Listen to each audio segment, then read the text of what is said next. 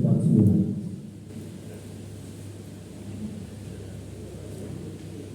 Habis ini baru selesai. Sudah dulu kota Solo. Nyambung lagi ya. Jalan-jalan ke kota Solo, jangan lupa singgah ke Jogja. Kalau kita bermain Solo, marilah kita bersama-sama. Iyalah, harus adanya.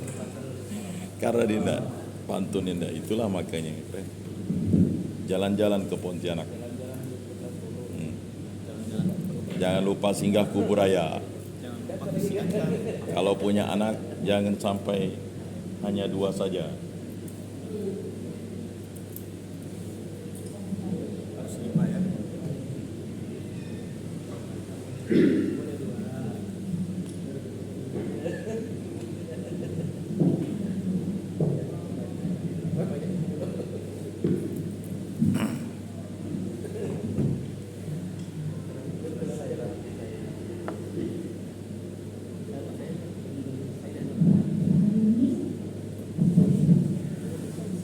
Assalamualaikum warahmatullahi wabarakatuh.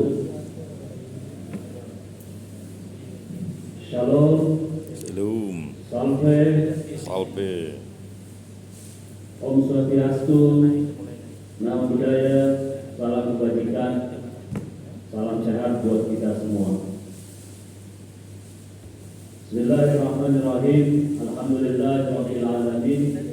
Wassalatu wassalamu ala asyrofil anbiya'i wal mursalin sayyidina wa nabiyina wa maulana Muhammadin Sepertinya wa ala alihi di wa belakang ada sahbihi tanda-tanda. ajma'in. Amma Tanda ba'du. kehidupan. Yang saya hormati tadi yang sudah meninggalkan ruangan ini, Deputi Bidang Koordinasi Peningkatan Kualitas Pendidikan dan Moderasi Beragama Menko PMK Bapak Profesor Warsito. Yang saya hormati Staf Khusus Menteri Agama Bidang Pengawasan dan Hukum Bapak Sahabat Abdul Qadir. Yang saya hormati Staf Ahli Menteri Agama Bidang Manajemen Komunikasi dan Informasi Bapak Albertus Mangarus Adiarto Sumarjo atau Pak Toto.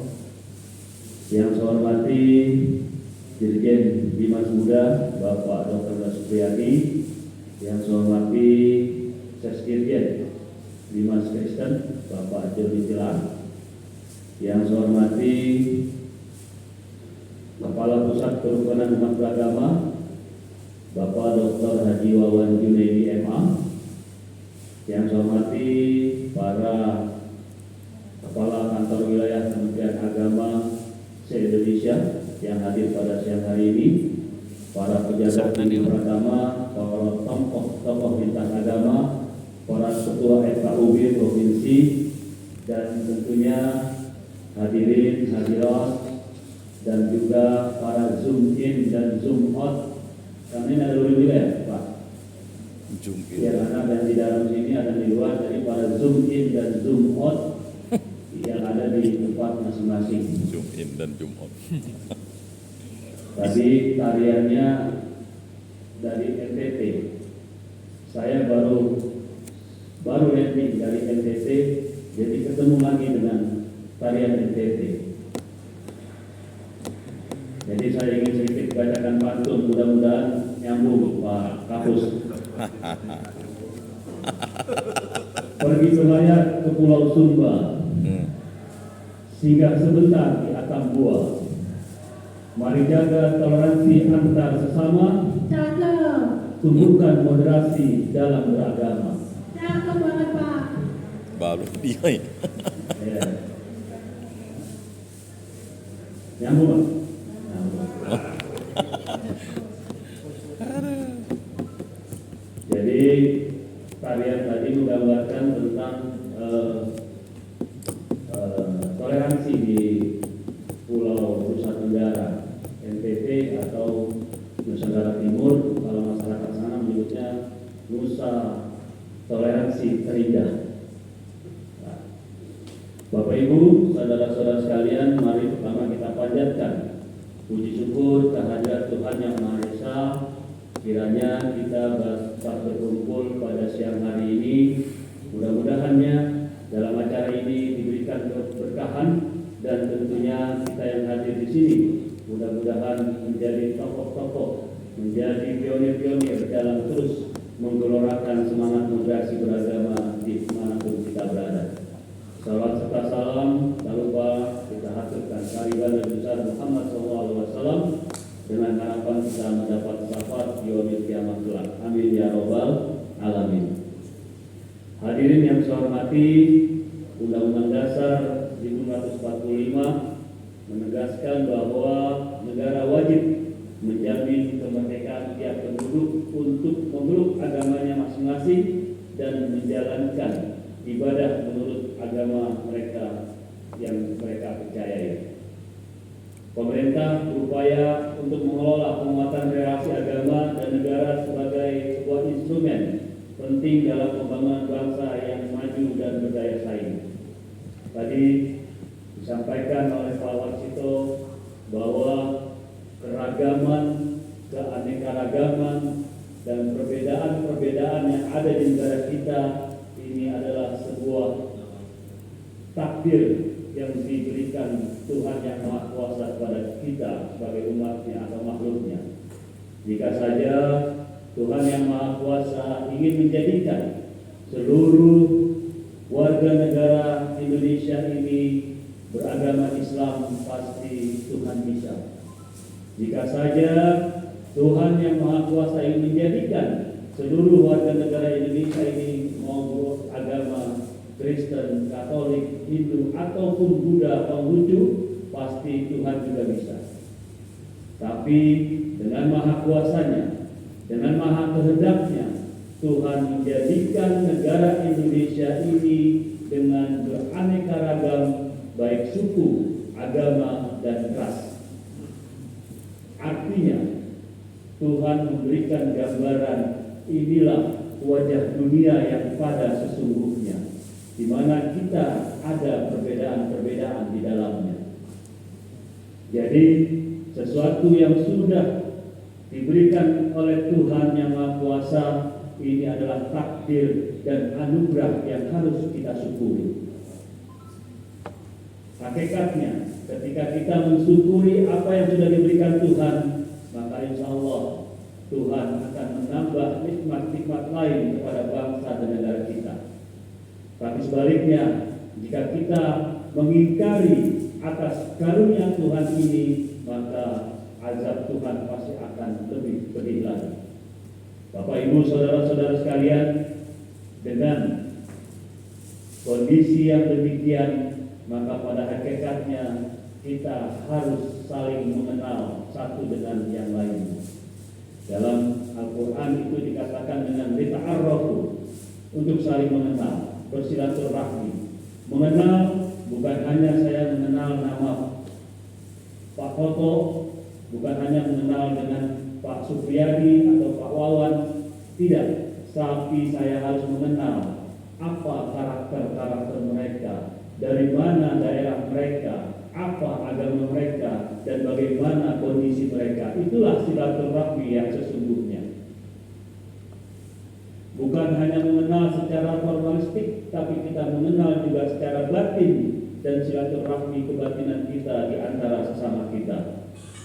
Bapak, Ibu, saudara-saudara, hadirin hadirat yang saya hormati, salah satu program yang menjadi program prioritas Kementerian Agama, bagian dari pemeliharaan kerukunan beragama adalah terkait dengan moderasi beragama. Program tersebut merujuk kepada Peraturan Presiden Nomor 58 Tahun 2023 tentang penguatan moderasi beragama. Moderasi beragama pada hakikatnya ada 4 hal, 4 indikator. Pertama, komitmen terhadap kebangsaan dan kenegaraan. Bentuk komitmen kita itu adalah dengan mengakui bahwa negara kita adalah negara kesatuan Republik Indonesia, berideologikan Pancasila, berlatarkan belakang Bhinneka Tunggal Ika, dan tentunya komitmen kebangsaan kita ditopang oleh Konstitusi Undang-Undang Dasar 1945. Moderasi yang beragama ini kata kedua adalah mampu bertindak toleransi. Toleransi terhadap sesama, baik sesama agama, karena kadang dalam satu agama banyak perbedaan-perbedaan, banyak mazhab-mazhab, banyak ikhtilaf-ikhtilaf yang akhirnya membuat beda dalam pemahaman keagamaan tersebut. Termasuk juga kita toleransi terhadap agama-agama di luar keyakinan kita. Ketiga, indikator moderasi beragama bisa terwujud ketika kita menjadi bagian dari orang-orang yang menyuarakan tentang anti kekerasan. Kekerasan terhadap umat beragama, kekerasan terhadap tempat-tempat ibadah, juga tentunya kekerasan terhadap setiap perilaku-perilaku kita kepada sesama umat manusia. Yang keempat adalah mampu beradaptasi dengan nilai-nilai lokal. Nilai-nilai lokal atau yang kita kenal dengan budaya adalah sesuatu yang sudah terbentuk sebelum agama-agama samawi atau agama-agama besar ini masuk ke negara kita. Budaya sudah ada dulu, tatanan sosial sudah tercipta lebih dahulu. Kemarin saya dari NTT melihat bagaimana budaya begitu menaungi kehidupan beragama di sana. Di sana semua tempat ibadah disebut dengan klaim. Klaim Muslim menunjukkan masjid, klaim Kristen menunjukkan gereja dan seterusnya. Artinya kehidupan beragama ditopang sebuah budaya yang akhirnya di antara mereka begitu guyup, begitu terlihat menyatu meskipun mereka berbeda agama satu dengan lain-lainnya. Tentunya penguatan moderasi beragama telah ditetapkan menjadi arah kebijakan negara yang menjadi bagian dari upaya strategis dalam rangka memperkukuh kerukunan umat beragama dan membangun harmoni sosial dalam kehidupan bermasyarakat. Adapun lingkup program penguatan moderasi beragama pada semua kementerian dan lembaga dan pemerintah daerah sebagai berikut. 1. Penguatan cara pandang sikap praktik beragama dalam perspektif moderasi beragama pada aparat sipil negara. 2. Penguatan perspektif moderasi beragama dalam pengelolaan rumah ibadah di lingkungan kementerian, lembaga, dan pemerintahan daerah. 3. Perlindungan hak beragama dalam program dan layanan publik sesuai dengan tugas dan fungsi kementerian, lembaga, dan pemerintah daerah. Terakhir, pemanfaatan perayaan keagamaan dan budaya di lingkungan kementerian dan lembaga serta pemerintah daerah untuk memperkuat toleransi.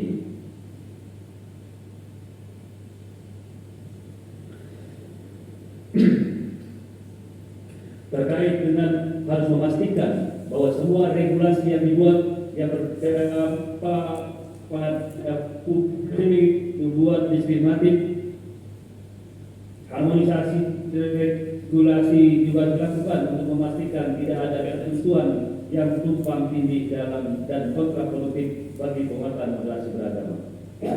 Tapi di sisi lain, Bapak Ibu, saudara-saudara sekalian, ketika 4 indikator tentang moderasi beragama ini tadi bisa kita lakukan, tapi di sisi lain ada kelompok lain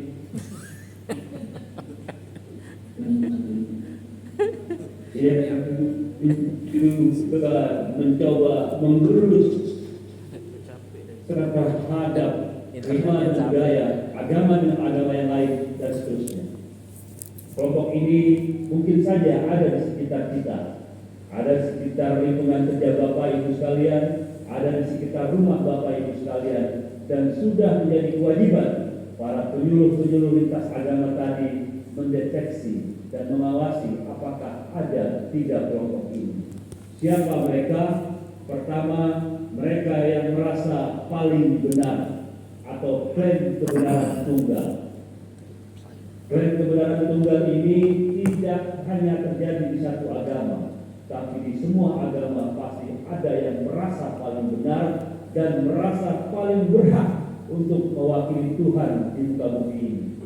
Sehingga yang mereka lakukan adalah penghakiman terhadap perbedaan-perbedaan yang ada di dalam masyarakat.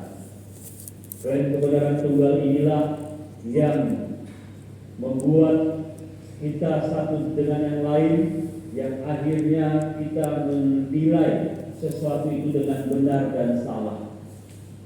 Ketika saya merasa paling benar, maka ketika saya melihat perbedaan, maka saya benar, Anda salah. Itu klaim kebenaran tunggal.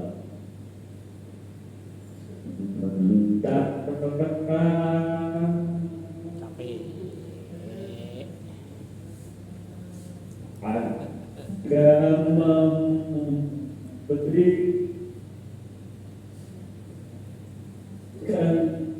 sebuah perspektif dalam ajaran agamanya. Mereka mencoba melepaskan diri dari tatanan sosial. Kenapa? Karena tadi mereka tidak bisa menerima perbedaan-perbedaan yang ada. Sehingga perbedaan yang ada mereka tarik dalam kelompok eksklusif untuk menjauh dari tatanan sosial yang ada. Yang ketiga, yang coba mengurus kehidupan moderasi agama di negara kita ini adalah ideologi transnasional. Ideologi transnasional yang punya cita kekuasaan, yang punya ideologi yang ingin dipaksakan di negara kita. Ini juga menjadi cermin, bisa menjadi sebuah langkah yang bisa melurus kehidupan moderasi beragama kita. Kenapa? Tadi salah satu indikatornya adalah komitmen kita tentang kebangsaan. Ketika ideologi transnasional ini masuk dan berkembang di negara kita, maka pada hakikatnya komitmen kebangsaan itu akan hilang. Karena tiap ideologi transnasional ini punya target, punya tujuan, punya maksud untuk mengganti ideologi negara Pancasila ini dengan ideologi yang mereka yakini. Ini 3 kelompok yang harus kita waspadai. Ketiga kelompok ini dapat dipastikan mereka pasti bertindak intoleran. Yang kedua, mereka cenderung untuk radikal. Bapak Ibu, saudara-saudara sekalian, kalau kita melihat kelompok ini yang intoleran dan yang radikal, ini ibarat gunung berapi yang terbenam di lautan. Kita melihat gunung Krakatau atau anak Krakatau hari ini, yang terlihat di atas adalah puncak dari radikalisme dan intoleransi yang kita sebut dengan kelompok-kelompok teroris. Yang terlihat dikit kecil di puncak gunung Krakatau itu adalah kelompok-kelompok yang menunjukkan jati diri mereka. Tapi yang bersemayam, yang bersembunyi di bawah, di perut gunung berapi tersebut itu adalah kelompok-kelompok intoleran, kelompok-kelompok radikal yang setiap saat ketika kita lengah, ketika kita saling menjauh di antara satu dengan yang lainnya, mereka akan melumat kita dengan guncangan-guncangan lava-lava panas yang mereka hembuskan sebagai bentuk dari intoleransi dan radikalisme yang mereka yakini. Ini bisa saja terjadi, maka sudah menjadi kewajiban Bapak, Ibu, saudara-saudara sekalian, termasuk peran yang besar dari Forum Kerukunan Umat Beragama. Forum ini perlu terus diberdayakan dengan upaya penguatan moderasi beragama, karena merupakan representasi dan keterlibatan masyarakat di dalamnya yang difasilitasi oleh negara. Dalam merawat kerukunan umat beragama, FKUB bisa lebih fleksibel dan menyeluruh dalam penanganan isu-isu keagamaan di suatu daerah maupun di provinsi Bapak Ibu sekalian. Pada akhirnya, tentunya penguatan moderasi beragama harus selalu berorientasi pada upaya melindungi hak beragama serta hak beribadah masyarakat sesuai dengan keyakinan dan kepercayaannya masing-masing. Penguatan moderasi beragama juga berarti pemberian fasilitas pendidikan kepada masyarakat secara adil dan inklusif, fasilitas inovasi program kerukunan umat beragama, peningkatan literasi beragama di media sosial, dan pengembangan referensi keagamaan yang mendakwahkan nilai-nilai moderasi, adil, berimbang, cinta tanah air, toleran, anti kekerasan, dan juga ramah pada tradisi. Bapak Ibu hadirin yang saya hormati, kita juga akan memasuki tahun politik, bahkan kurang lebih 2 bulan lagi atau 60 hari kurang lagi kita akan memasuki pemilu presiden, pemilu legislatif maupun pemilu senator atau DPD. Pemilu ini adalah hal yang berulang periodik per 5 tahun. 2014 pemilu, 2019 pemilu, 2024 pemilu, dan insya Allah kita panjang umur akan ketemu 2029 dengan pemilu lagi. Artinya pemilu selalu berulang dan bukan sesuatu yang terkait dengan agama. Pemilu tidak terkait dengan hidup dan mati seseorang. Pemilu bukan masalah surga dan neraka. Tapi pemilu adalah sebuah proses yang konstitusional di negara kita yang berulang tiap 5 tahun sekali.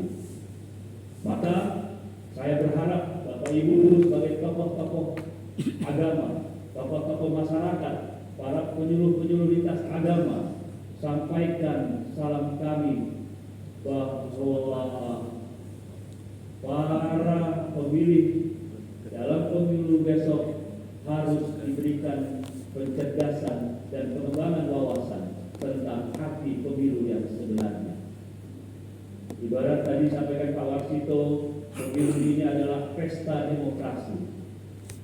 Yang namanya pesta tentu kita harus lewati dengan riang gembira. Yang namanya pesta kita lewati dengan sukacita. Jangan pesta ini kita rusak dengan tindakan-tindakan yang mengedepankan kekerasan ataupun menyebarkan berita hoax dan bahkan menjadikan agama sebagai kekuatan elektoral untuk meraih kemenangan. Kita lawan kampanye-kampanye yang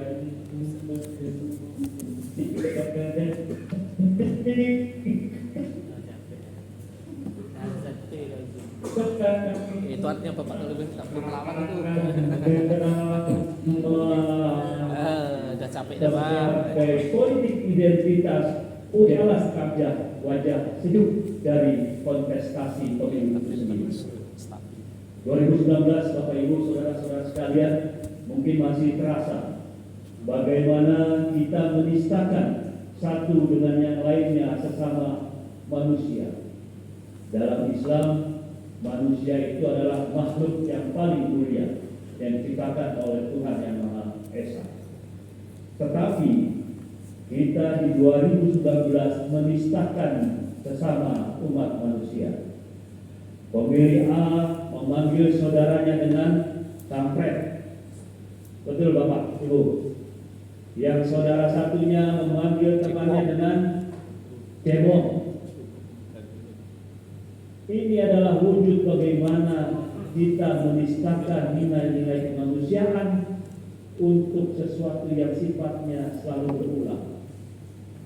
Kata cebong, kata kampret ini menyamakan kita dengan hewan. Sementara Tuhan mengatakan bahwa manusia itu adalah makhluk yang paling mulia.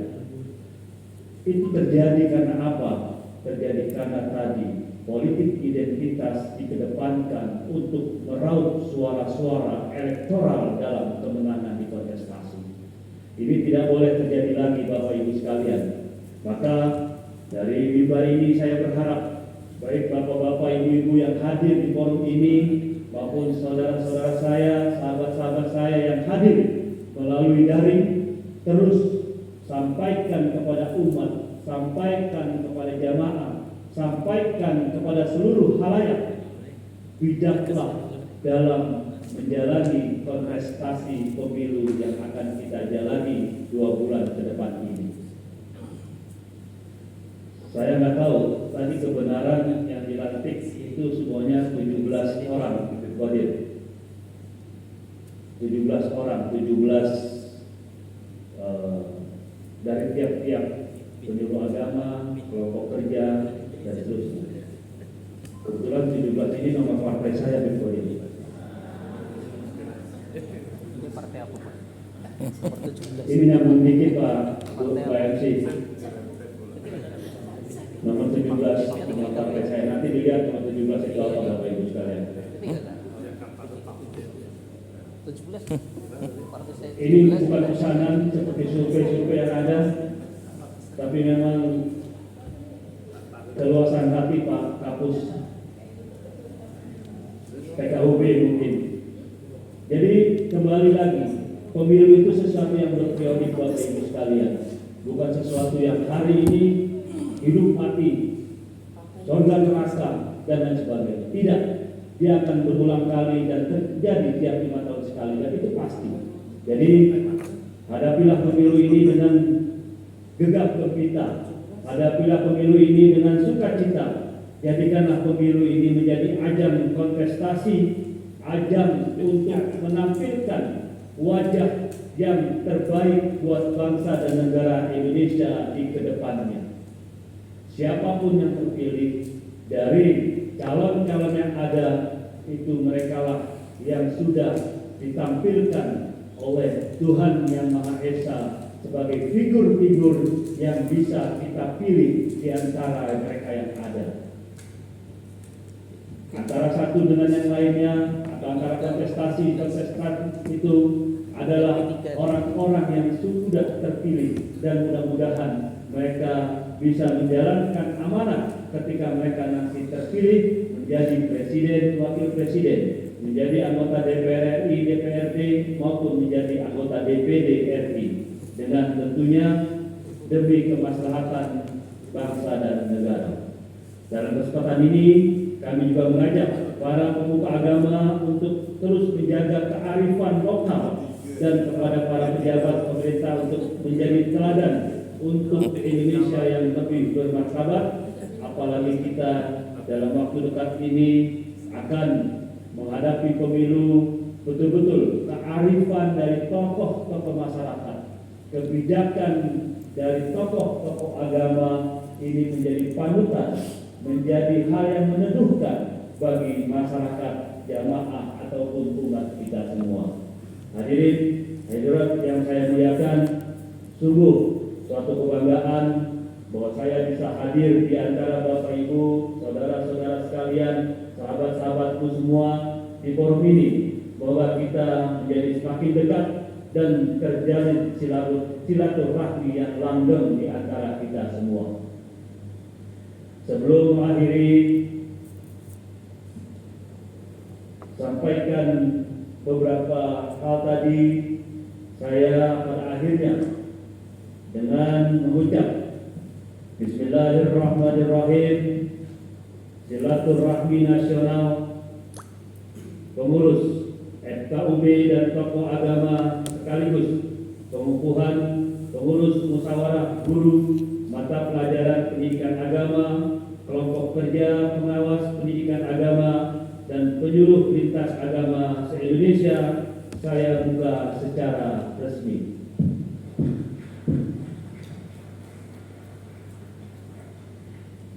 Izinkan Bapak Haji Saiful Rahmat Basuki SIPMSI untuk berkenan tetap berada di atas panggung dan melakukan sesi peresmian secara resmi melalui layar Pak.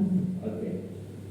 Sebelum saya akhiri, terima kasih BFC atas instruksinya. Karena 12 siang Bapak, kalau